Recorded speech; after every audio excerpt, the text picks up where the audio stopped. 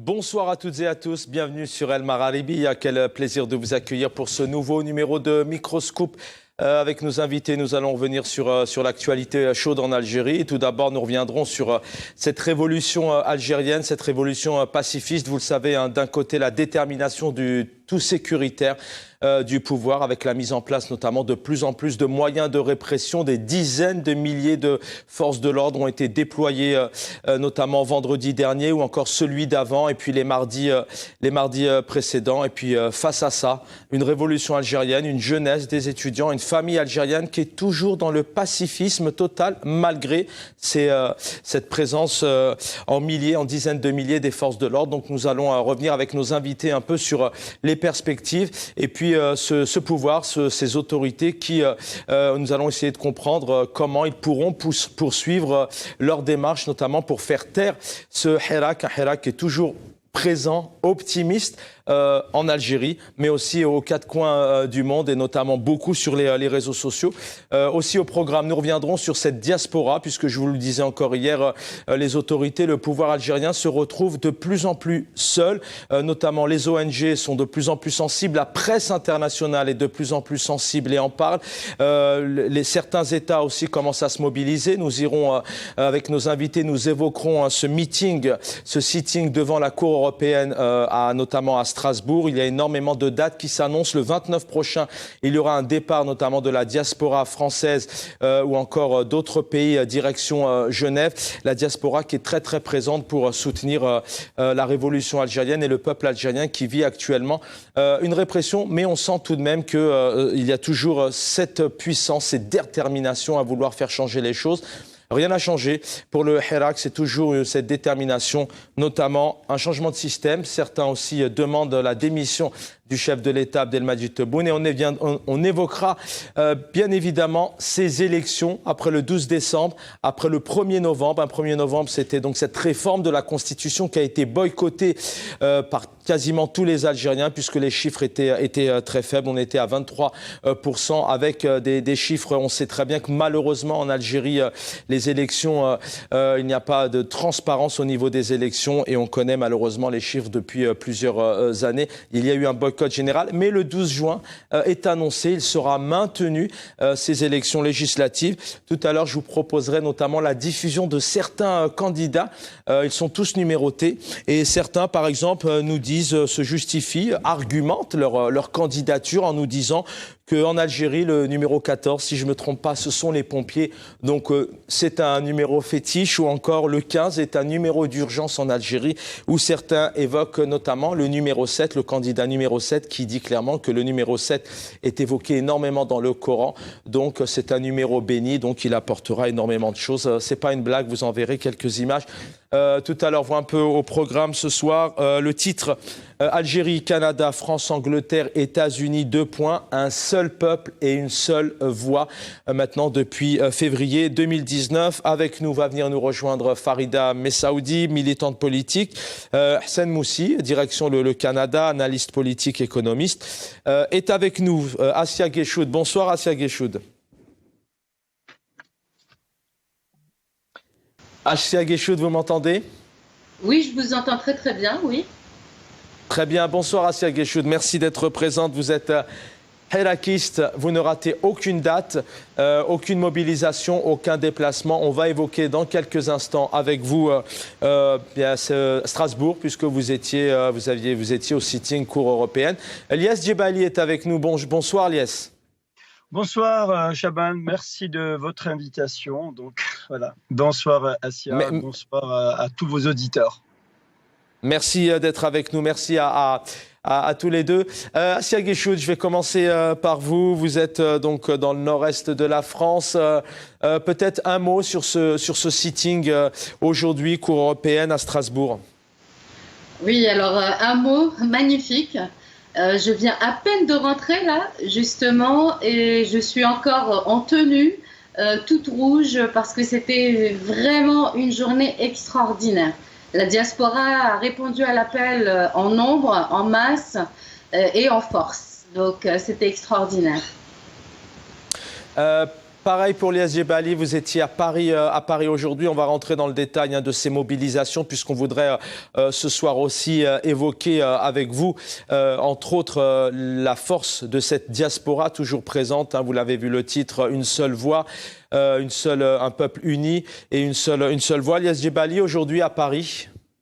À Paris, la même chose. On était nombreux, rassemblés autour d'un seul idéal. C'est la victoire du peuple algérien.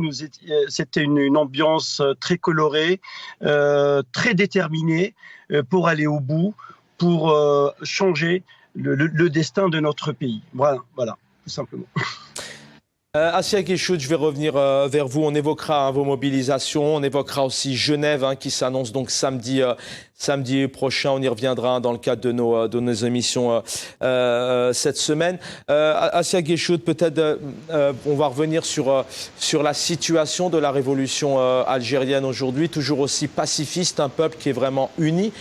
Déterminé, qui ne répond pas, et ça c'est unique quand on voit un peu partout dans le monde, et notamment par exemple en France ou en Espagne ou en Italie, en Angleterre, lorsqu'il y a les forces de l'ordre déployées, eh bien malheureusement souvent les révolutionnaires, en tout cas ceux qui militent, démarrent souvent au quart de tour et répondent souvent par soit la violence, par la casse par exemple de mobilier urbain.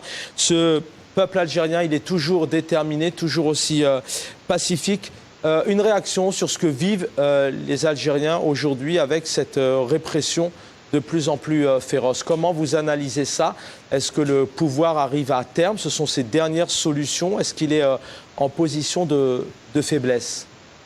Oui, forcément, quand on use de la force, c'est qu'on n'avons pas d'autres moyens finalement de taire cette révolution que par la violence. Donc c'est clair que l'usage de la force est souvent, très souvent signe de faiblesse, parce que lorsqu'on arrive à convaincre, finalement nous ne sommes pas obligés de recourir à ce genre de méthode. C'est sa dernière carte, c'est clair. Là maintenant il arrive véritablement au bout de ce qu'il pouvait finalement offrir comme solution pour se maintenir. Quand je parle de solution, c'est des solutions pour lui, pour se maintenir au pouvoir. Il voit bien que le peuple est vraiment déterminé depuis maintenant plus de 2 ans. La diaspora est unie aussi main dans la main avec nos concitoyens de l'intérieur. Donc en plus de ça, il y a une désolidarisation de plus en plus, vous le disiez en préambule, disons de tout ce qui est scène internationale. Sur le plan diplomatique, ils sont exécrables. Ils ne savent absolument pas user de diplomatie. Donc aujourd'hui, ils n'ont pas beaucoup de solutions pour eux-mêmes. En plus, sur le plan clanique, à l'intérieur même de ce régime, ils sont en train de se tirer dans les pattes. Ils ne sont pas forcément d'accord les uns avec les autres. Donc la répression, les arrestations, les tortures, les viols, c'est tout ce qu'ils savent faire. Donc pour revenir juste à la mobilisation de la diaspora, il est clair que maintenant nous avons tous un rôle ici très important à jouer. Sorti de tout ce qui s'est passé ces derniers mois, etc., il y a eu certaines divergences. Je pense que la diaspora a compris que c'était un piège énorme dans lequel il ne fallait plus tomber. Personnellement, j'encourage vraiment toutes les actions. Aujourd'hui, face à cet appel que nous avons fait à Strasbourg, la diaspora a su se mobiliser. Elle est venue de partout en Europe, vraiment. En plus, vous savez, en France, nous sommes sortis de cette période de confinement. La pandémie, on commence un petit peu à sortir de ces restrictions sanitaires. Donc du coup, ça a permis à nos concitoyens de nous rejoindre en force. Nous avons des personnes qui sont venues d'Italie, d'Espagne, de Belgique, d'Allemagne, bien sûr partout en France. Des personnes qui sont venues de Marseille, de Lyon, de Paris, devant la Cour européenne pour faire une marche jusqu'au Parlement européen. Donc si vous voulez, je pourrais aussi détailler pourquoi la Cour européenne et pourquoi le Parlement européen. Avec plaisir. Je reviens vers vous dans un instant. Je voudrais saluer Hassan Moussi qui est avec nous, analyste politique, économiste. Il est au Canada. Bonsoir Hassan Moussi. Bonsoir Chaban, bonsoir à tous les Algériens qui nous écoutent et à tous tes invités aussi. Merci infiniment, Hassan Moussi. Vous êtes militant, vous êtes aussi très présent maintenant depuis plusieurs années, mais aussi depuis le début de cette révolution au Canada. Rapidement dans les grandes lignes, parce qu'on va y revenir, un mot sur cette diaspora qui se mobilise au Canada. On sait qu'il y a une diaspora, il y a énormément de ressortissants algériens, algériennes au Canada. Peut-être un mot sur leur présence maintenant dont vous faites partie d'ailleurs depuis plusieurs mois. Tout à fait, Salim. Tout à fait, Chavan, mon ami. Nous sommes mobilisés en même titre que tous les Algériens à travers le monde, aussi bien à Alger, en Algérie même ou à l'étranger. Nous avons un programme, effectivement, nous aussi, à respecter dans les prochains jours. Et mon ami Chavan, nous félicitons aussi d'ici, depuis le Canada, au nom de toute la diaspora algérienne du Canada. Nous remercions et nous disons bravo à nos compatriotes qui sont en Europe pour l'initiative qu'ils avaient prise de se rencontrer donc à Genève. D'abord, Chavan, si vous me donnez 2 petites minutes pour vous donner un petit aperçu par rapport à cette révolution, comment nous la concevons, nous autres Algériens, parce qu'il n'y a pas de distinction entre Alors justement, Algériens. Vous gardez la parole. Oui. Une réaction aujourd'hui, on a le temps, on va vraiment évoquer ce hirak, ce pouvoir aujourd'hui qui, pour la plupart des analystes et tout ce qu'on peut voir est en position de faiblesse, car il arrive à terme de ses solutions. On va y revenir, mais une réaction, comment vous vivez la répression, elle est présente, même si ce peuple est toujours uni et il est déterminé et il ira jusqu'au bout, puisque je vous le disais hier, on est en 2021, les choses ont changé, la jeunesse a changé, elle est maintenant dans la révolution, elle n'est pas prête de se taire, mais la répression est présente de plus en plus, la capitale est fermée. Des dizaines de milliers de forces de l'ordre sont mises en place pendant que, effectivement, des jeunes femmes se font agresser, violer, pendant qu'on ne s'occupe pas des écoles, pendant qu'on ne sécurise pas les établissements, entre autres, on ne s'occupe pas de la santé. Une réaction sur ce que vivent maintenant les étudiants le mardi et notamment les vendredis en Algérie. Oui, certainement qu'ils vivent des difficultés monstres, mon ami Chavan, pas seulement les étudiants. Chavan, quand nous assistons presque en direct à des scènes de violence sur un peuple qui manifeste pacifiquement, c'est son droit d'ailleurs constitutionnel. Quand on arrête pour une garde à vue ou pour emprisonner plus de 1000 personnes en l'espace de 4 heures de temps, quand on viole des enseignants sur leur lieu de travail, je dirais même quand on offre des millions de centimes à des jeunes pour se porter candidat aux élections mascarades, et quand on tient à tout prix à passer une élection rejetée par la quasi-totalité du peuple, il n'y a aucun doute, mon ami, quant à l'absence et à la démission de l'État, quant à la dictature, il n'y a aucun doute du niveau de l'exclusion des étudiants, du peuple et de son mépris. Il n'y a aucun doute de l'inexistence d'une justice indépendante. Et il est certain, mon ami Chavan, il est certain que c'est une mafia clanique qui dirige et qui tire les ficelles. Nous ne sommes pas là, je suis désolé de le dire, nous ne sommes pas là à tirer aveuglement sur X ou Y. Nous qui sommes Algériens à l'étranger ou à parler pour parler. Nous sommes Algériens, nous aimons notre pays et nous sommes juste objectifs et réalistes, Chavan. Qui croire, bon Dieu, qui croire aujourd'hui croire cet Algérien, cet étudiant, cet Algérien lambda d'Oran, de Constantine, de Borj Badjin Mokhtar ou je dirais moi de Béjaïa ou de Bouira, qui vous appelle du terrain de l'action, qui vous appelle de l'événement où se passe l'événement même et qui vous dit que tout va mal, qu'il souffre, que le marché est très cher, que son argent est difficilement accessible à la poste. Je dirais que les soins et les médicaments sont chers, que tous les gens qu'il côtoie, qu'il rencontre dans la rue, rejettent ces élections, que les candidats sont juste des bourbzistes marionnettes, ou bien croire cet officiel d'un pouvoir illégitime qui vous parle depuis son bureau palace, je dis bien bureau palace, oui, qui n'a jamais ouvert ses fenêtres pour regarder ce qui se passe dans la rue, qui n'a jamais fait le marché avec ses frères algériens, qui n'a aucun problème et qui vous dit que tout va bien, que le peuple est heureux et qu'il est à son service. Si c'est le cas, mon ami Chavan, pour répondre à votre question, si c'est le cas, si c'est croire cet officiel d'un pouvoir illégitime, pourquoi cette forte répression, comme vous le dites? Pourquoi s'emporter sur un peuple pacifique? Pourquoi passer une constitution rejetée par le peuple? Pourquoi valider un président rejeté par les suffrages universels? Pourquoi nous imposer, bon Dieu, pourquoi nous imposer une autre mascarade pour le 12 juin, une mascarade qui va encore nous enterrer vivants, quitte à offrir de l'argent aux candidats obsistes? Pourquoi ce pouvoir, je m'excuse de m'affoler là, je retrouve plus mon contrôle.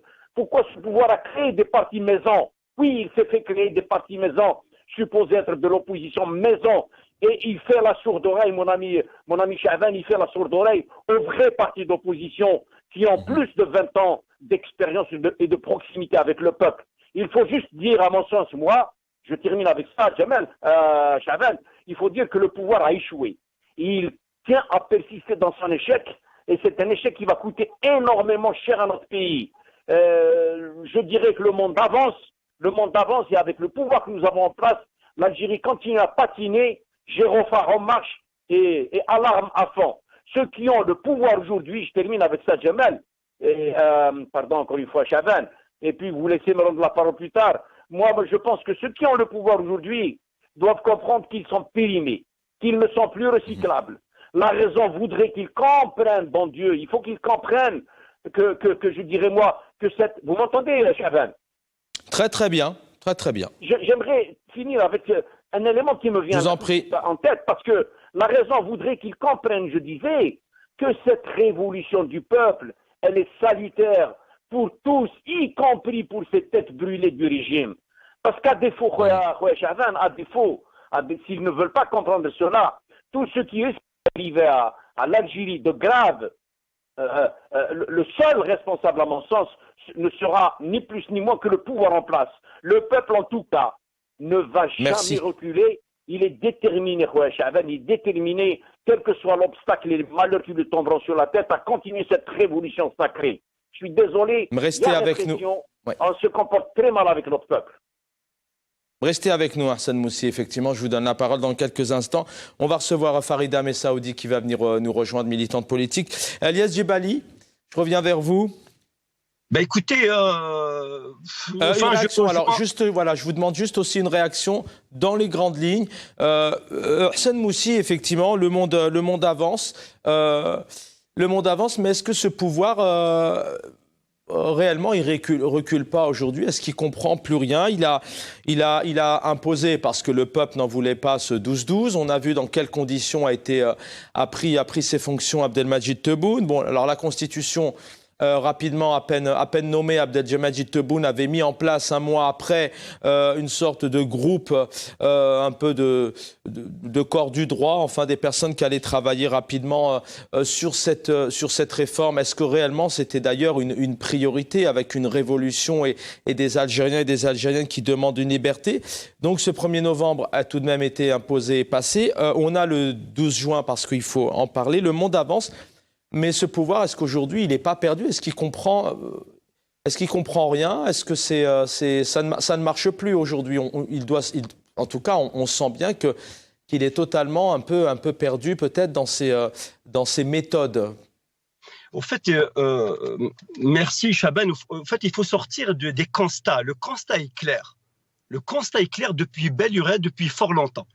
Le constat est clair que ce pouvoir est légitime, il s'est installé, il s'est ancré au fil du temps, au fil des années, au fil des décennies, il est là. Le Hirak, il est venu c'est plus que... vous gardez la parole, c'est intéressant ce que vous dites, et on parlera des solutions et des perspectives, mais je crois que vous en avez des solutions. Vous allez aussi nous évoquer un peu l'organisation du 29 mai, mais effectivement, les constats sont là. Mais tout de même, de plus en plus, il ne lâche rien. Alors, est-ce que les méthodes ne sont pas bonnes? Je crois que c'est ça qu'on a compris, tant que la répression ne sert pas à grand-chose.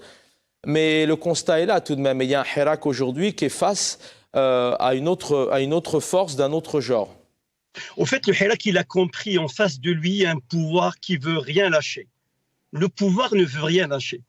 La preuve, il est en train de réprimer. Ça veut dire quand on réprime de façon aveugle, les enlèvements, je dirais même voir les rafles.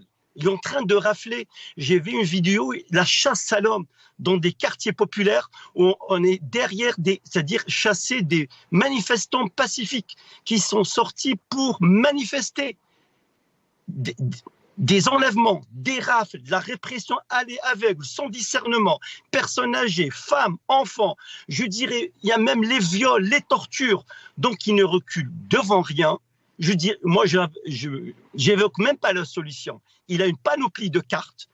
Là, il lui reste une, deux, voire deux cartes. Une carte, c'est jouer sur la répression, c'est de faire jouer un peu la division entre le peuple pour essayer un petit peu il joue la montre, en fait, finalement. La montre, c'est quoi? C'est de faire passer cette mascarade électorale. Le peuple n'en a pas voulu depuis le 12 décembre 2019. Car il lui a installé un président illégitime dans l'illégalité la plus absolue. Après le référendum sur la Constitution du 1er novembre, c'est de la mascarade, avec un taux vraiment très faible. Je ne sais pas comment il a fait pour bidouiller ses résultats. Et maintenant, il veut légitimer. C'est-à-dire, c'est un alibi pour légitimer aux yeux de l'instance internationale qu'il y a des élections législatives qui se passent en Algérie. Et ces pays-là, ils voient, je veux dire la France, les États-Unis, ils voient qu'il n'y a plus de démocratie en Algérie. Il n'y a jamais eu de démocratie. Donc eux, ils essayent un petit peu de jouer, de rester avec le système. Pourquoi ? Parce que le système, il est légitime. Quand il est légitime, il est en position de faiblesse. Quand on est en position de faiblesse, ils exploitent le maximum le potentiel de notre pays, tout simplement. Donc, c'est un conflit d'intérêts, c'est des stratégies qui sont mises en place. Maintenant, nous, la seule chose qui nous reste, c'est être déterminé à aller jusqu'au bout. C'est-à-dire que le rôle de la diaspora, c'est de porter la lutte vers les hauts, c'est-à-dire alerter les instances internationales, faire des lives, alerter les peuples, alerter tous les peuples libres du monde et dire que le peuple algérien, il est de son droit, il lutte pour un état de droit démocratique, pour retrouver et recouvrir son indépendance pleine et entière. Parce que peut-être nous sommes indépendants que sur le papier, mais tout le monde sait que cette indépendance, non seulement elle est confisquée, voire otage depuis 62. Donc le constat, il est fait. Maintenant, il faut trouver les solutions pour aller au bout. La diaspora, on va l'évoquer. On va l'évoquer avec nous, Elias Djebali. Restez avec nous. C'est vrai que les uns et les autres, vous êtes tous un peu dans l'émotion, mais ça se comprend avec ce que vivent les Algériens et les Algériennes. Je voudrais saluer Farida Messaoudi. Bonsoir, Farida Messaoudi, bienvenue. Bonsoir, Chavan. Bonsoir à tes invités. Bonsoir aux téléspectateurs.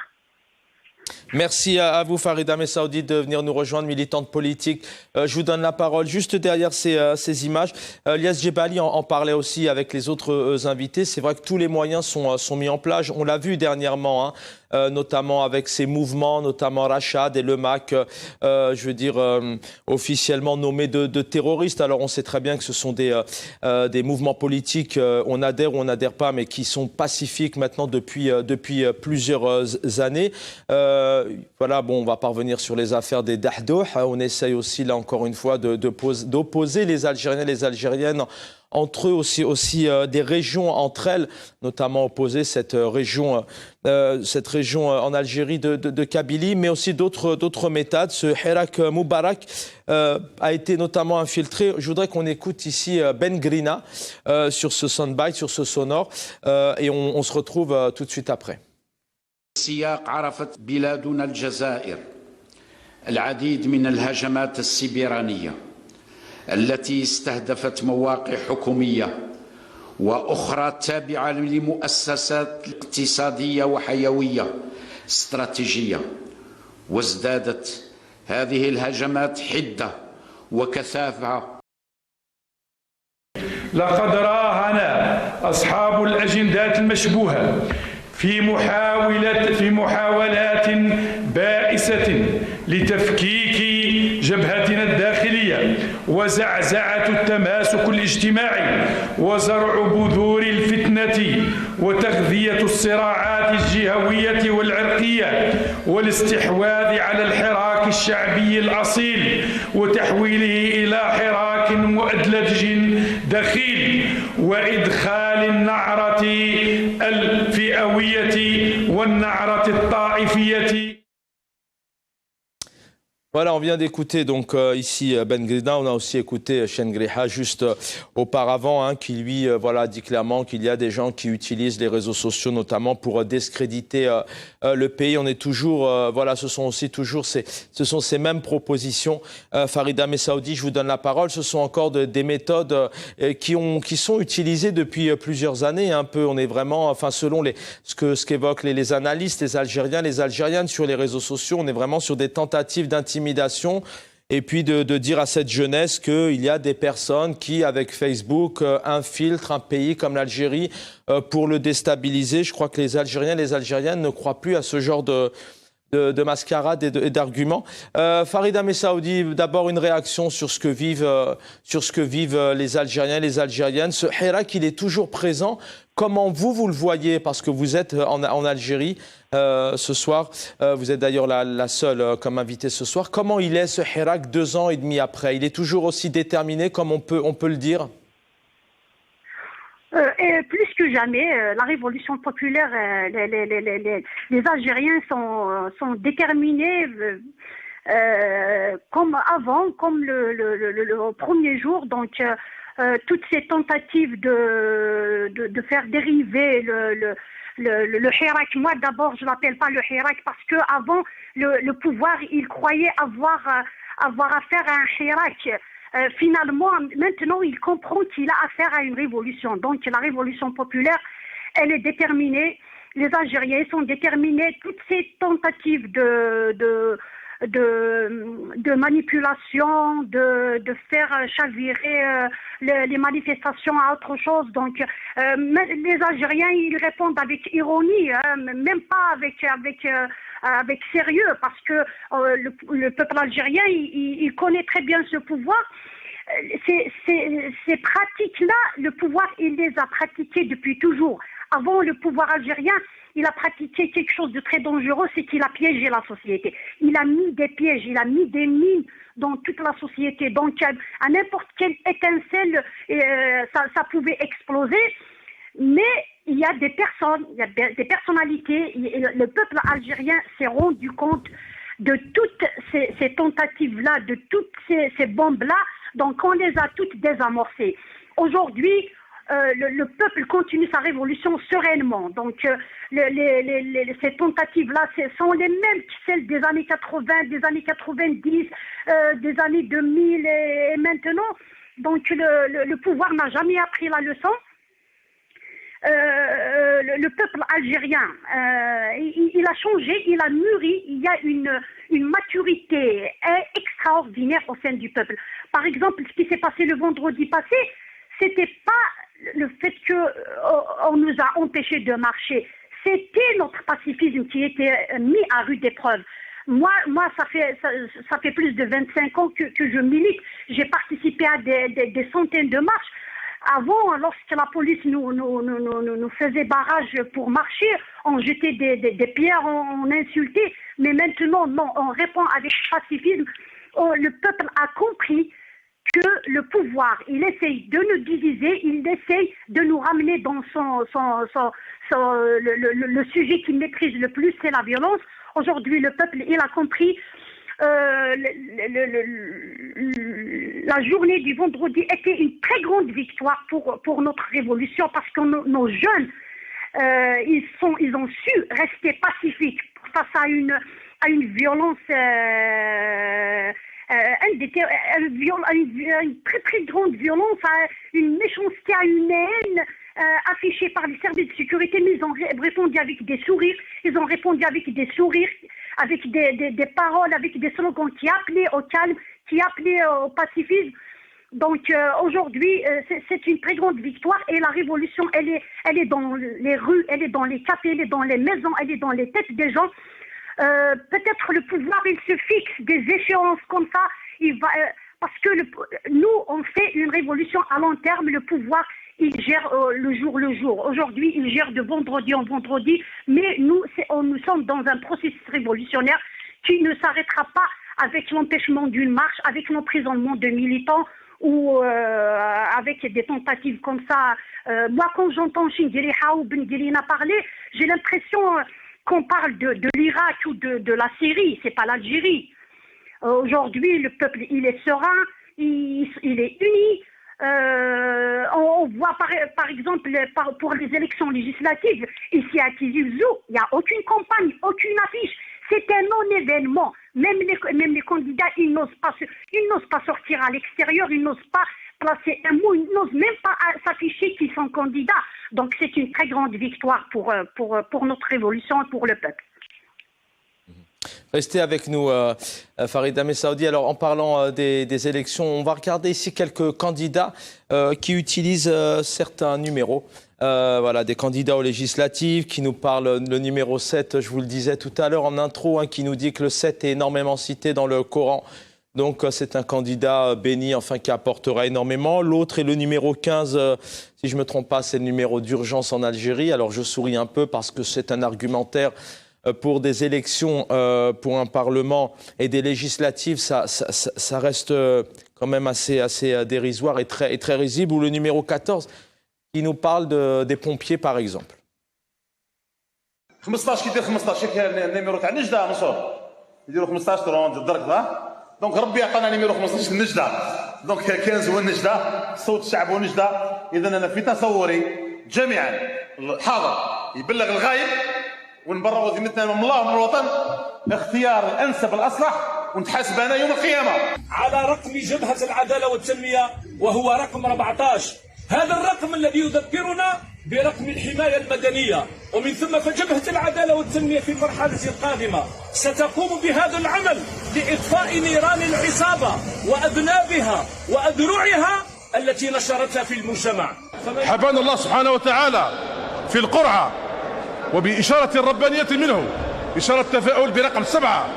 هذا الرقم هو رقم مبارك في دين حليف الله تعالى سبحانه وتعالى. ولقد أتيناك السبع المثاني والقرآن الكريم. وتكلم القرآن عن 7 سماوات، وتكلم جهادنا في الثورة 7 سنوات، ونطوف بالكعبة 7 مرات، ونسعى بين الصفا والمروة 7 مرات. Voilà, désolé. Alors, c'est sérieux, ce sont des candidats, avec tout le respect qu'on peut avoir pour ces candidats qui certainement font de la politique depuis plusieurs années. Mais c'est vrai que c'est assez risible d'entendre des candidats voilà, sur des détails aussi minimes, mais aussi voilà, un peu carnavaleux, si je puis me permettre l'expression. Assia Guéchoud, si je ne me trompe pas, c'est à votre tour de prise de parole. Des législatives, ce n'est pas rien. Vous parcourez voilà, la Cour européenne, les parlements. Lorsque vous entendez ces candidats s'exprimer de la sorte, alors on sait que le gouvernement, les autorités n'ont pas besoin de leur peuple. On voit encore une fois ce qu'a subi le peuple dans le cadre de ces frontières fermées, notamment pour ces personnes qui ont perdu des proches. Ils n'étaient pas capables notamment de les rapatrier lorsqu'on perd un proche. C'est une priorité de priorité, ça on l'a compris. Mais comment vous expliquez que pour des législatives, encore une fois, on arrive à une telle mascarade? Je ne sais pas si on peut employer un autre terme. On peut employer énormément de termes, ridicule, clownesque, tout ce qu'on veut. Après, bon, ces personnes qui portent des numéros, elles feraient mieux d'aller jouer au loto parce que dans le loto de ce régime, finalement, à travers tous ces numéros, il est perdant d'avance. Voilà, on sait très bien que ces législatives sont rejetées par une grande majorité du peuple. Ceux qui les suivent, bon, je pense qu'il reste à convaincre, ce n'est pas non plus irrémédiable. Mais pour nous, c'est un non-événement, encore une fois. Il va falloir qu'on continue sur le chemin de la révolution comme on le fait depuis plus de 2 ans. Nous avons un travail très très important. Pour la diaspora, bien sûr, nous qui vivons dans des pays de droit, entre guillemets, qui voyons ce genre de numéros à la télévision algérienne, ça nous fait rire parce que bon... voilà, on aimerait quand même beaucoup mieux pour notre pays, c'est pour ça qu'on est en train de se battre. Donc voilà, législatif, c'est un non-événement, je vous dis, moi j'aimerais qu'on se concentre sur le rôle que nous pouvons avoir à l'extérieur, notamment auprès des instances internationales pour continuer à les alerter, à faire en sorte de dénoncer les détentions arbitraires, les arrestations, la répression, etc., pour permettre au peuple à l'intérieur de continuer ses revendications. Parce qu'on voit bien que là, vous voyez, vendredi dernier, c'est terrible. C'est un état de siège des grandes villes. C'est pour ça que je vous pose, vous gardez la parole à Sergueï-Choud, c'est pour ça que je vous pose cette question, parce que, et c'est tout à fait normal et c'est tout à leur honneur et ils ont toute la légitimité d'être aussi dans cet état. On peut comprendre que certains Algériens et Algériennes qui ont une réticence à sortir, qui ont aussi une crainte des parents. On a vu le cas notamment du jeune Saïd Chetouane où à un moment donné, voilà, comme par hasard, les autorités l'envoient, le placent dans un centre d'éducation, peut-être pour faire donner peur aux mamans et de garder leurs enfants. Donc c'est une question qui se pose, car c'est bien aussi peut-être d'expliquer aux Algériens et aux Algériennes que cette force, que cette répression, spécialement, les Algériens n'ont pas spécialement à y craindre. Oui, alors il faut savoir, il faut que vos téléspectateurs et nos concitoyens comprennent que cette force qui est utilisée par ce régime se retournera toujours contre lui, toujours. Plus il utilisera la force et plus elle se retournera contre lui pour un tas de raisons qui sont très valables, qu'on est en train d'utiliser, notamment avec les leviers des instances internationales par rapport aux pactes et aux conventions que l'Algérie a ratifiées, signées, etc. Donc cette force, elle va forcément se retourner contre lui. Maintenant, je comprends qu'un citoyen ait peur de sortir pour ne pas se faire arrêter, se faire taper dessus, tabasser. Voilà, on a vu des images terribles, terribles, terribles. Je le comprends, mais on ne va pas pouvoir rentrer dans ce jeu-là et y arriver sans faire des sacrifices. Et bien sûr, je suis de là où je suis installée, je suis dans un pays de droit. Aujourd'hui, nous sommes sortis des centaines. Nous étions quand même près de 1000 à Strasbourg. Et nous ne sommes pas inquiétés finalement de comment manifester. Voilà, une simple déclaration et c'est bon. Nous pouvons scander les slogans que nous voulons. Nous pouvons même dire Macron dégage ou nous pouvons dire ce que nous pouvons parce que nous sommes dans un pays de droit où la liberté d'expression est quand même mise au devant, quoi. Je comprends cette réticence. Maintenant, je peux dire une chose. C'est que nous n'avons pas d'autre choix de continuer notre escalade face à l'escalade de violence de ce régime, à continuer à sortir, peut-être même sortir tous les jours. Parce que les vendredis ne suffisent plus. Le mardi, nous avons bien vu ce qu'ils ont fait avec la sortie des étudiants. Donc il va falloir maintenant sortir tous les jours, innover, chercher d'autres solutions. On parlait de désobéissance civile, de ne plus payer ses factures, etc., etc.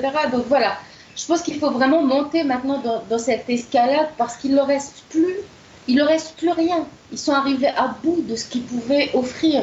Et il y a 40 000 ou 50 000 policiers en Algérie pour presque 45 millions de citoyens. Donc vous voyez bien, le nombre fait la force aussi. Si dans toutes les wilayas, tous les Algériens sortent, ils ne pourront pas déployer toute cette police dans toutes les villes. Là, c'est certain qu'ils essayent de concentrer, vous avez bien vu, ils essayent de concentrer en Kabylie, à Alger et dans les autres villes, notamment Oran, Tlemcen, Constantine et tout, ils les empêchent de sortir totalement. Donc si on se donne un mot d'ordre et qu'on sort partout dans toutes les wilayas, cette force de police ne pourra pas se dispatcher partout. Donc on va diluer finalement cette répression, elle va être diluée et c'est le nombre qui va faire la force. Donc continuons à sortir. Hassan Moussi, je vous donne la parole dans quelques instants.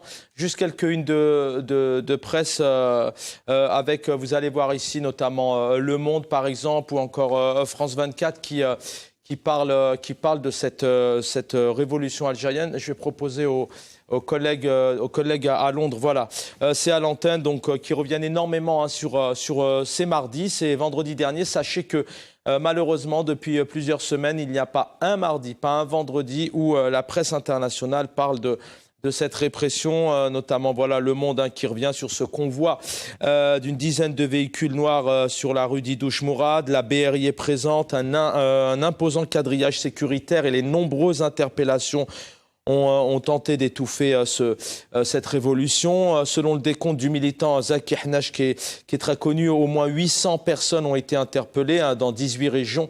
Un chiffre qui a été notamment évoqué et validé par le CNLD, Comité national libération des détenus. Voilà un membre du RCD qui dit « J'étais dans la rue quand nous avons vu de nombreux policiers se diriger vers le siège du parti. Nous sommes entrés à ce moment-là et avons bloqué les portes. » Voilà, il y a énormément de répression. La ville de Bouira était aussi le théâtre d'affrontements entre les manifestants et les forces de l'ordre qui ont fait usage de gaz lacrymogène. Voilà ce que nous dit un jeune militant. Je ne pense pas que cette histoire connaîtra une issue positive. Les gens sont prêts à en découdre. Voilà, donc toujours aussi pacifique, mais les gens sont prêts à en découdre pour se battre. Hassan Moussi, rebonsoir. Je fais appel à l'analyste politique. Il est important quand même d'évoquer un peu le rôle de ce pouvoir parce qu'il est présent et c'est aussi vos analyses qui permettent de donner espoir et de démontrer, selon vos mots et selon vos expériences, que le peuple doit continuer. Il a joué énormément de cartes.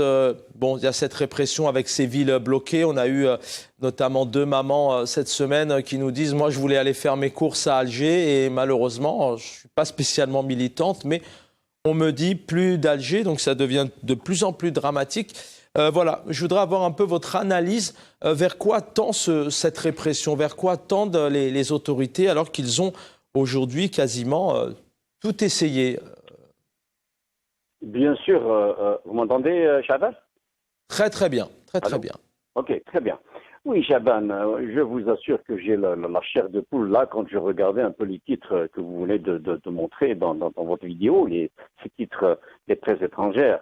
Quand il s'agit d'un pays aussi grand qu'un continent, plein de richesses, première puissance militaire, bon Dieu, première puissance militaire en Afrique, ou peut-être deuxième, position géostratégique enviable, l'Europe en face, l'Afrique sur les côtés, plus de 1600 km de côte méditerranéenne, qui peut servir d'abreuvoir, je dirais moi, un pays qui peut servir d'abreuvoir pour nos amis africains, comme main d'œuvre pour l'Afrique tout entière, en faire travailler tous les Algériens en plus, qui peut fournir tous les besoins, je dirais moi, tous les besoins alimentaires, industriels, médicamenteux pour l'Afrique, qui peut servir de touriste, qui peut fournir même pour l'Europe. Et voilà qu'on est devenu, bon Dieu, un film d'horreur à l'international. Nous sommes devenus un film d'horreur pour la communauté internationale qui rigole de nous. Chaban, je persiste et signe. Cette révolution pacifique ne s'arrêtera plus jamais. On en est conscient. Le peuple algérien s'en fiche des titres de ceci ou de cela, de ce que fait le pouvoir. Oui, je pèse mes mots. J'avais dit tout à fait au début, le monde avance au moment où l'Algérie, par la faute de son régime et de ses gouvernants, recule à vitesse grand V. Oui, nous avons que pour répondre, pour aider, soutenir un petit peu Mamie, comment il s'appelle, qui venait d'intervenir, Liesh Jbaili, qui disait que nous avons des solutions. Bien sûr que nous avons des solutions, que nous avons des propositions. Et la plus belle et la plus plausible des solutions, c'est notre volonté, notre unité, notre volonté, notre conviction de la réalité et je dirais moi de la véracité de notre révolution, Chaban, et notre détermination à aller jusqu'au bout. Je ne comprends pas, moi vous convenez certainement avec moi, Chaban, que les 4 seules choses, je dirais moi 3 ou 4 choses qu'a réussi le régime algérien à distribuer équitablement sur son peuple, les 4 seules choses qu'il a distribuées équitablement sur son peuple, c'est cette médiocrité de ces gens-là qu'il voulait placer à tout prix, comme les Hadouk Nas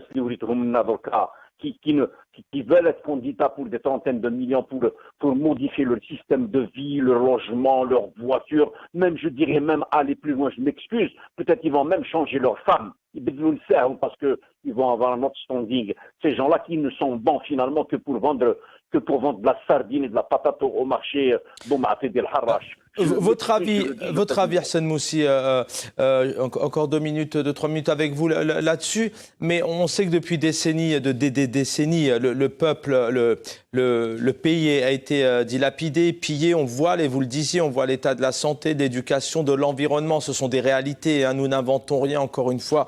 ici au sein de notre chaîne. Mais qu'est-ce que le Front social, on l'a longuement évoqué, il y a une crise sociale, aujourd'hui il y a quasiment plus de liquidité, c'est très difficile d'aller chercher son argent alors qu'on a de l'argent sur son compte bancaire et on n'a plus de liquidité. Qu'est-ce que souhaite réellement à moyen terme ou à long terme? Qu'est-ce qui lui reste à prendre à ce gouvernement au sein d'Algérie, à part offrir de la liberté et un avenir à sa jeunesse? Qu'est-ce qu'il peut prendre de plus aujourd'hui? Je crois qu'il a puisé toutes ses cartes, Chavan. Il a puisé toutes ses cartes. La dernière, c'était cette répression à outrance, abjecte, je dirais moi, arriver à parler de viol d'enseignantes dans la cour même, dans le site même où elle travaille. Je parlais de quatre misères qu'il a distribuées, je parlais de médiocrité, je parlais de misère, je parlais de bâton et de l'emprisonnement. Voici les quatre choses que le pouvoir a distribuées équitablement pour les Algériens. Ce pouvoir ne mérite que la médaille je dirais moi, de l'ignominie. L'ignominie, c'est tout ce qu'il mérite, bon Dieu.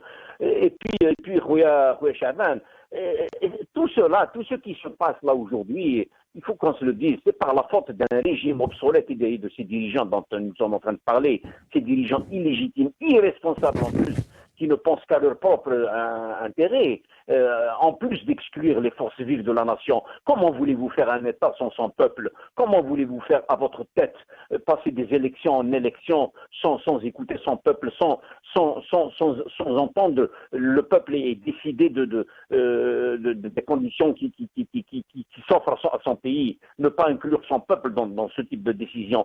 En tout cas, je le dis, je persiste et signe.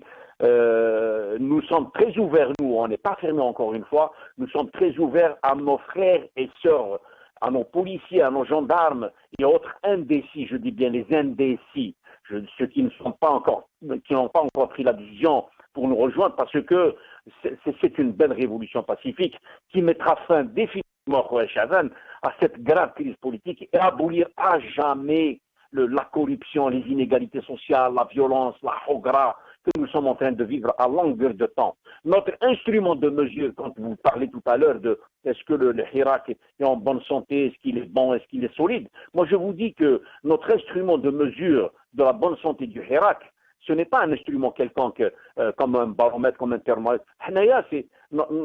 C'est justement notre conviction, c'est cette conviction, ce courage et cette détermination des Algériens à aller jusqu'au bout de leur œuvre pacifique. Encore une fois, nous n'avons rien tiré de positif de ce pouvoir illégitime, de cette dictature qui ne faisait que penser à ses propres intérêts. Combien de milliards de dollars on a expatriés de notre pays? Notre ami tout à l'heure voulait qu'on ne parle pas de constats, mais il faut rabâcher ces constats pour que notre peuple le sache. Les solutions, nous les laissons pour nous dans des cercles fermés, dans des vases clos. Oui, on en parlera. Nous avons des idées, des solutions. Mais la plus grande, je le dis, Chaban, je le répète, c'est notre conviction, c'est notre détermination, c'est notre conviction quant à cette belle révolution qui ira jusqu'au bout. Et nous allons jusqu'au bout. Allô? Effectivement, une des solutions, c'est la solution... la détermination, la persévérance, la passion, la patience des Algériens et des Algériennes. Je voudrais juste qu'on regarde, il y a eu des marches aujourd'hui d'un mouvement aussi, le Hirak à Tizi Ouzou, notamment en Kabylie. On va se retrouver tout de suite après avec Lies Djebali et juste derrière, par ordre, ça sera Farida Messaoudi.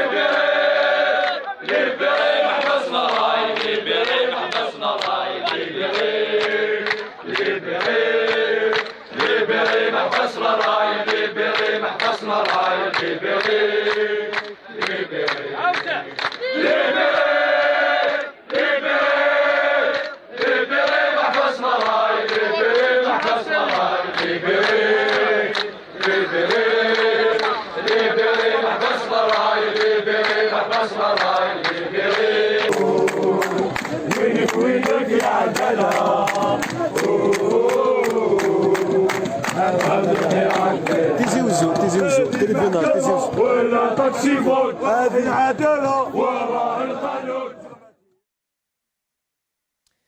Quelques images, notamment dans la région de Kabylie, en Algérie. C'est à vous, Lias Djebali. Effectivement, hein, tout à l'heure, et beaucoup d'entre vous sont déjà d'ailleurs dans les solutions, puisque vous travaillez. On va évoquer avec vous dans quelques instants, puisqu'à Paris, vous étiez en train d'organiser Genève, et c'est une solution aussi. Mais je voudrais aussi avoir un peu votre avis. Le pouvoir tente tout, hein, les autorités tentent tout. Voilà, les élections sont maintenues. On donne espoir d'ailleurs à certains Algériens qui se sont présentés aux législatives en tant que candidats. Ils espèrent certainement être élus démocratiquement avec une transparence. Et puis les autorités aujourd'hui tentent de démontrer par tous les moyens que voilà, ils ont de la légitimité. On ne va pas y revenir. Avec ces régions tentent d'opposer les régions les unes aux autres, infiltrées par Facebook, des intimidations, de la répression, on l'a évoqué.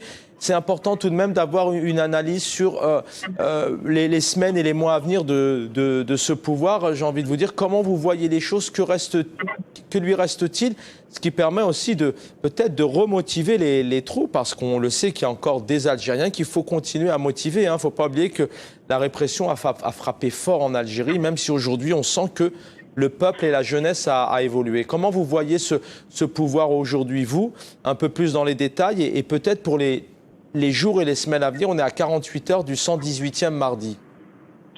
Alors, juste pour revenir, pour rebondir sur votre question, c'était juste pour revenir à votre invité, de dire, personnellement, ça c'est mon point de vue personnel, il y a un seul constat.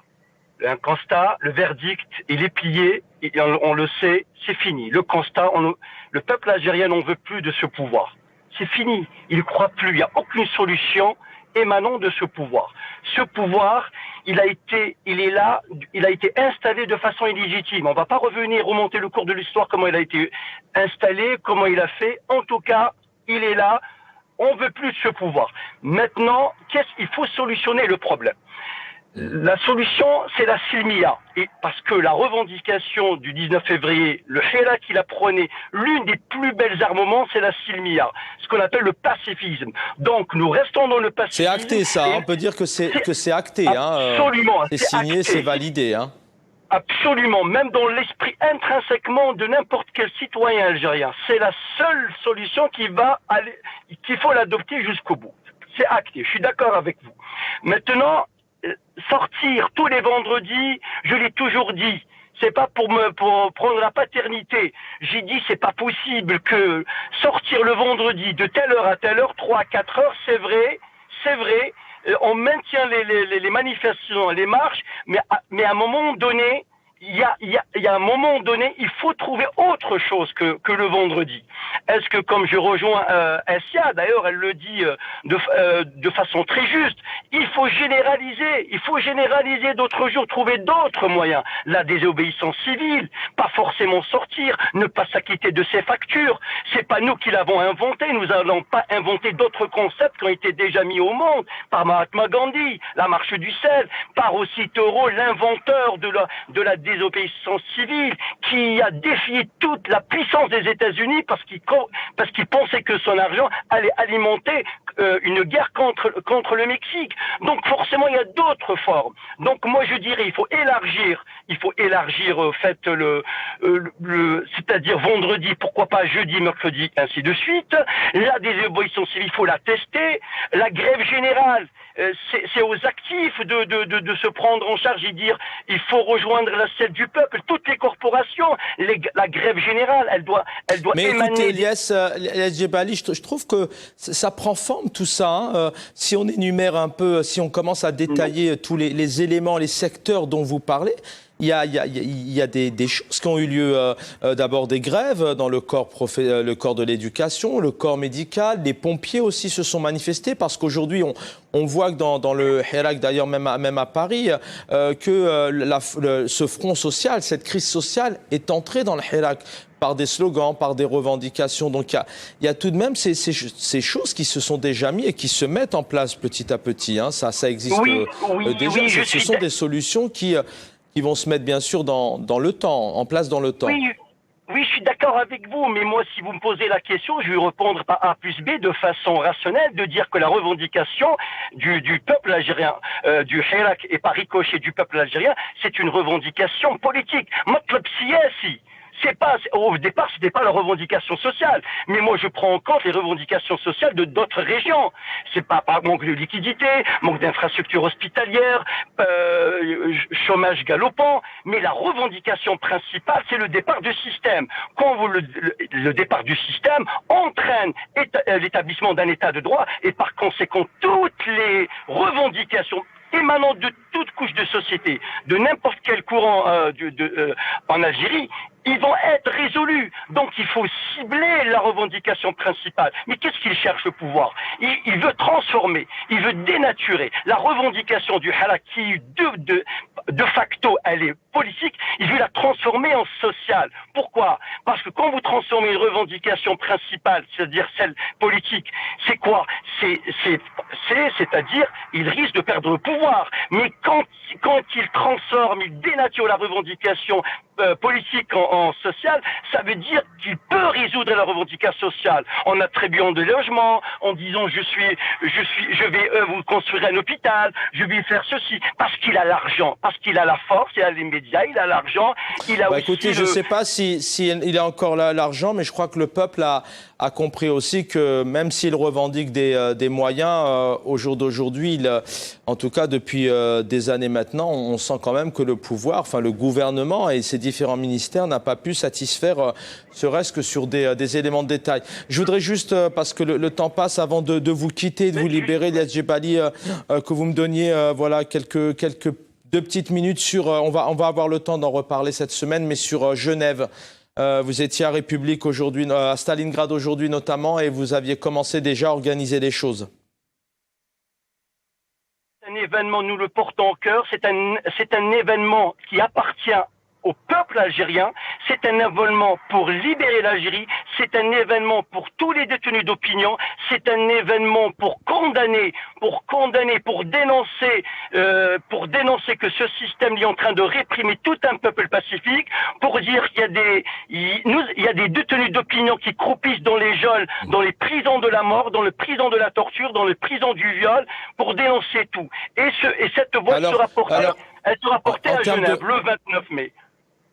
D'accord, donc rapidement, donc c'est un sitting Genève, on peut partir d'où? De Paris, des 4 coins de la diaspora peut partir de n'importe où. Le but c'est de sitting à Genève le 29, il y aura un rapport qui sera remis à l'instance, hein. Donc il y a un rapport qui a été rédigé en prenant en compte de toutes les sensibilités du peuple algérien et surtout les mots choisis et les mots ciblés. Donc il y a un rapport qui sera remis. Nous invitons tous nos compatriotes habitant à Paris, Genève, Milan, Barcelone, Madrid, Londres de rejoindre toute la diaspora algérienne installée en Europe et de porter la voix de l'Algérie, et faire un sit-in et surtout jouer le nombre. Plus on est nombreux, plus notre voix elle sera portée vers les hauteurs. Merci Ilyas. Merci à vous Ilyas, merci d'avoir pris le temps. En plus, vous êtes dans votre voiture et c'est bien parce que vous êtes à l'arrêt. Et ça, c'est très bien. Merci infiniment d'avoir été avec nous. Et c'est vrai que vous le disiez, de plus en plus en nombre, hein, aussi bien encore cette semaine auprès d'Amnesty International, notamment à Paris. Farida Messaoudi, c'est à votre tour. Écoutez, je vous donne la parole tout simplement pour que le temps passe vite. Comment on parle effectivement à l'étranger de beaucoup de perspectives, de solutions. Alors on a un autre regard, hein, on ne va pas se le cacher, hein, ce que vivent les Algériens et les Algériennes à la diaspora, c'est différent. quelle perspective aujourd'hui peut prendre le Hirak en plus de ce pacifisme et peut-être sortir un peu plus, enfin comment vous voyez les choses? Et peut-être une réaction aussi, c'est qu'en Kabylie, en région de Kabylie, en Algérie, on sort sans problème. Est-ce qu'il n'y a pas, c'est une question qui se pose, est-ce qu'il n'y a pas une tentative des autorités de peut-être encore une fois d'opposer ou de dire voilà, seulement en Kabylie le boycott a lieu, le pays ailleurs va bien, croit au pouvoir? Effectivement, le pouvoir utilise cette carte, donc il veut limiter la révolution région kabylophone. Donc à Tizi Ouzou le vendredi, il y a eu de la répression, mais après la marche, mais on a laissé les gens marcher. Il veut jouer toujours sa carte de manipulation, de régionalisation. Donc, ce pouvoir, il est un vrai danger pour cette nation, parce que il donne l'impression de combattre le séparatisme et tout, mais c'est lui qui joue le séparatisme. Il veut à tout prix séparer le peuple. Aujourd'hui, pour les élections législatives, il sait qu'il y aura 0 vote à la Kabylie, donc il y a un risque d'élire une assemblée sans la Kabylie. Et le pouvoir joue au jour le jour et il veut tout casser. Il veut stigmatiser l'action politique. Il veut casser la revendication politique. En tous les cas, ce qu'il ne comprend pas, c'est que il y a un avant 22 février, il y a un après 22 février. Le peuple, le moral du peuple algérien, il a changé. Il y a un mur de peur qui est tombé. Aujourd'hui, le peuple, il faut faire. Je sais qu'il y a des angoisses, que ça a trop duré, que le vendredi ne suffit pas, mais il faut faire confiance au génie du peuple. On a toujours répondu à ce pouvoir-là avec un génie extraordinaire. Nous attendons beaucoup de notre diaspora. C'est notre porte-parole parce que le pouvoir veut nous faire une guerre à huis clos. Donc, notre diaspora, c'est notre porte-voix. Donc, nous allons continuer sur le terrain. Nous n'allons jamais baisser les bras. Je l'ai dit, il y a un avant et un après 22 février. Il n'y aura jamais de recul en arrière. Le peuple est déterminé à aller de l'avant en continuant dans son pacifisme, parce que c'est la seule chose qui peut nous sauver, c'est continuer dans le pacifisme et l'union. Et à la diaspora, notre diaspora, soit en Europe, soit en Amérique, de porter notre voix, parce que c'est pour desserrer un peu les taux sur les militants. C'est vrai, aujourd'hui, la peur, elle est légitime, parce qu'on connaît le régime, mais moi, ce qui me donne beaucoup plus de détermination, c'est de voir nos jeunes qui sortent des tribunaux affaiblis, des fois torturés, et tout, mais quand ils sortent, ils lèvent le V de victoire et ils disent Wallah marana habsni. Donc c'est un peuple qui est décidé à en découdre avec ce pouvoir, mais pacifiquement. Belle image, effectivement. Il faut faire confiance au génie populaire. Nous allons trouver des solutions. Merci en tout cas, merci Farida Messaoudi d'avoir pris du temps aussi avec nous. Et puis on le sait très bien, avec ce système, c'est pas facile du tout de s'exprimer. Donc vous faites partie aussi de ces militants qui prennent la parole et qui continuent à donner l'espoir et à mobiliser. Et c'est tout à votre honneur et merci de servir les Algériens et les Algériennes avec vos expressions publiques. Merci infiniment. Bonne soirée à vous, Farida Messaoudi. Il nous reste quelques petites minutes. Assia Guéchoud, c'est à vous. Bien écoutez, avant de vous quitter aussi, et juste derrière, on clôturera avec Hassan Moussi. La diaspora, elle est là. Elle est présente. Aujourd'hui, vous étiez à Strasbourg. D'abord, peut-être un mot sur Strasbourg. Est-ce que vous avez pu approcher certains représentants politiques? Est-ce que ça va porter ses fruits? Est-ce que ça porte réellement ses fruits, ce genre de mobilisation? En plus, bien évidemment, de se montrer et de montrer que l'Algérie a besoin aussi de soutien. Oui, alors en fait, j'ai d'abord envie de dire quelque chose, Chaben, si je vous en prie. Il n'y a plus un seul rendez-vous qui doit être loupé, qui doit être raté. Tous les rendez-vous sont importants parce que vous savez, aujourd'hui, nous avons un nombre très important de nos frères qui sont dans les prisons algériennes, qui sont en train de croupir dans des conditions inadmissibles, vraiment. Il y a plus d'une dizaine de détenus qui sont en grève de la faim, certains dans un état très critique, vraiment la santé, vraiment, voilà, leur vie est en danger. Ils sont arrivés à 1 mois pour un d'entre eux, 27 jours pour les 2 autres, donc les trois grévistes les plus longs. Donc nous ne pouvons plus nous permettre de rater un seul rendez-vous. Celui de Strasbourg aujourd'hui était important parce que nous avons travaillé d'une manière stratégique, nous avons alerté les députés, donc nous avons envoyé une lettre qui a été lue aujourd'hui justement devant le Parlement européen sur l'estrade. Nous avons envoyé une lettre à l'ensemble des députés du Parlement européen, non seulement pour les remercier des 2 résolutions qu'ils avaient votées pour soutenir le peuple algérien dans sa révolution. Donc ce sont les peuples qui ont finalement qui se sont solidarisés avec le peuple algérien, mais aussi pour leur demander d'alerter leurs différents dirigeants dans leur rapport avec ce régime algérien que le peuple quand même rejette en masse, qui continue à légitimer, à lui donner un certain statut sur la scène internationale.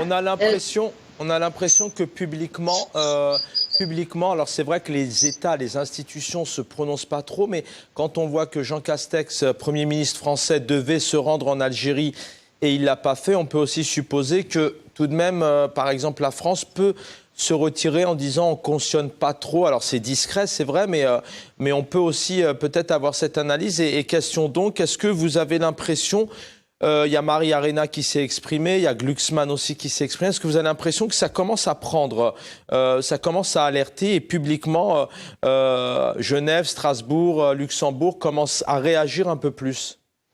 Oui, alors en fait, ils sont obligés de réagir à un moment donné parce que vous savez que la diaspora représente une force en nombre. Nous sommes près de 10 millions en Europe. Donc à un moment donné, si nous sortons tous partout, on ne peut pas ne pas nous voir ou alors vraiment il faut être aveugle. Aujourd'hui à Strasbourg, nous avions des organes de presse très importants, donc dans l'AFP, etc. Il y a eu la télévision qui était là, de la presse internationale. Donc il va y avoir des articles qui vont être écrits. Forcément, tout ceci, on ne peut plus faire semblant de ne pas le voir. 2 ans et demi après le début de la Révolution, il est très très difficile de faire semblant. Donc ces dirigeants qui sont sensibles à l'opinion publique, et l'opinion publique, ça passe par leurs députés qui représentent les peuples, et aussi cette diaspora qui est, voilà, pour les binationaux, ils votent aussi à la veille d'élections présidentielles en France, ou en Europe, il y a aussi d'autres élections, il y a des partis aussi qui ont besoin d'avoir la diaspora de leur côté. Donc voilà, nous formons cette force-là, et à un moment donné, petit à petit, ça va donner, mais il faut que nous soyons stratèges, et il faut que nous ne loupions aucun rendez-vous. Donc celui de Strasbourg aujourd'hui est important, celui de Genève le 29 va être très important aussi, celui du 6 juin à Paris également. Mais il y a plein de rendez-vous et il faut que les rendez-vous se fassent de plus en plus nombreux. Voilà. Merci Assia Guéchoud. Voilà, en nombre, ne ratez pas de date. Merci infiniment d'avoir été avec nous, parce que je sais que la journée a été longue. On va terminer avec Hassan Moussi. Hassan Moussi, bien pareil, le mot de la fin sur notamment cette diaspora au Canada, puisqu'elle est présente. Exact. Oui, Chaban, d'abord, je dirais, la Silmia, c'est acté, comme vous le dites là tout à fait au début. C'est acté, c'est validé. Nous ne sortirons plus jamais du pacifisme, quel que soit X. Notre pacifisme spécifique aux Algériens est notre brevet. Sinon, les Algériens, où ils sont, même en Alaska ou Fulmerich, tiennent absolument à leur patrie et tiennent à soutenir avec force et détermination leurs frères et sœurs en Algérie. Ça, c'est une évidence. On a soif d'un changement. Et quand Roué Chaban a soif, on ne peut pas s'empêcher de boire. Le pouvoir fait dans la manipulation, la récupération et la division. J'appelle moi le MRD. Il manipule, il récupère et il essaie de diviser. Pourquoi? Parce qu'il ne sait rien faire d'autre. Et son objectif, naturellement, c'est de se maintenir au sommet de la pyramide, quel que soit X. Le peuple a tout compris et il sait et saura, Roué Chaban, passer au-dessus de tout cela. Il est uni et il ira jusqu'à la victoire finale.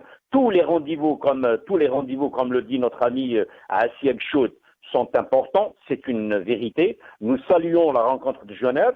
Nous, à Montréal, nous aurons le 29, je vais aller vite, nous aurons le 29 un grand sit-in devant le bâtiment de la Ligue des droits de l'homme à Montréal. Le 30 mai, une caravane à Montréal avec un arrêt face au bâtiment des journalistes des télévisions internationales et de l'ambassade de France.